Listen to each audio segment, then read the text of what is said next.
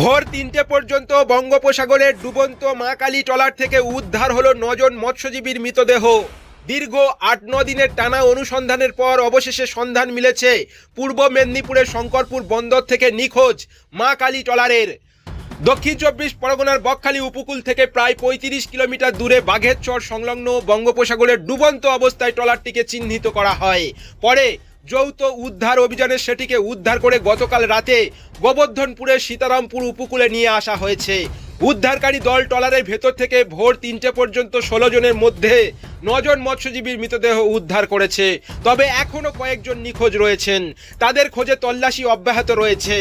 প্রশাসনের প্রাথমিক অনুমান, ট্রলারটি দুর্ঘটনার কবলে পড়ে উল্টে যাওয়ার সময় মৎস্যজীবীরা ভেতরে আটকে পড়তে পারে, আবার কেউ সমুদ্রে ভেসেও যেতে পারেন।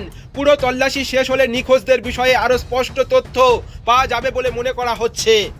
জানা গিয়েছে, গত ২ জুলাই পূর্ব মেদিনীপুরের শঙ্করপুর বন্দর থেকে মাছ ধরার উদ্দেশ্যে ১৬ জন মৎস্যজীবীকে নিয়ে সমুদ্রে রওনা দিয়েছিলেন মা কালী ট্রলারটি। ৫ জুলাইয়ের পর থেকে ট্রলারের সঙ্গে সমস্ত যোগাযোগ বিচ্ছিন্ন হয়ে যায়।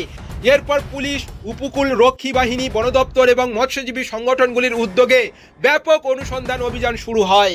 রবিবারের অভিযানে বন দপ্তরের এসটিআরএফ, সুন্দরবন পুলিশ, গোবর্ধনপুর কোস্টাল থানা, উপকূল রক্ষী বাহিনী এবং স্থানীয় মৎস্যজীবীরা একযোগে অংশ নেন। বন দপ্তরের চিত্ত ভট্টাচার্য, রামগঙ্গা রেঞ্জের রেঞ্জার কবির হোসেন সহ একাধিক আধিকারিক ও বনকর্মী উদ্ধার অভিযানে গুরুত্বপূর্ণ ভূমিকা পালন করেন। পরে মৎস্যজীবীদের একাধিক ট্রলারের সহায়তায় দুর্ঘটনাগ্রস্ত ট্রলারটিকে উপকূলে নিয়ে আসা হয়। ঘটনার খবর পেয়ে শঙ্করপুর থেকে ট্রলারের মালিকপক্ষ কাকদ্বীপ ও নামখানায় পৌঁছেছেন।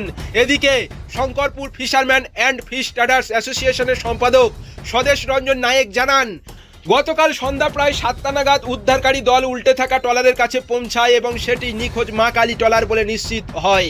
তিনি জানান, এখনও সব তথ্য হাতে আসেনি। ট্রলারটি কিভাবে দুর্ঘটনার কবলে পড়ল এবং নিখোঁজ মৎস্যজীবীদের অবস্থান কি তা জানতে তল্লাশি ও তদন্ত চলছে। বডি আছে।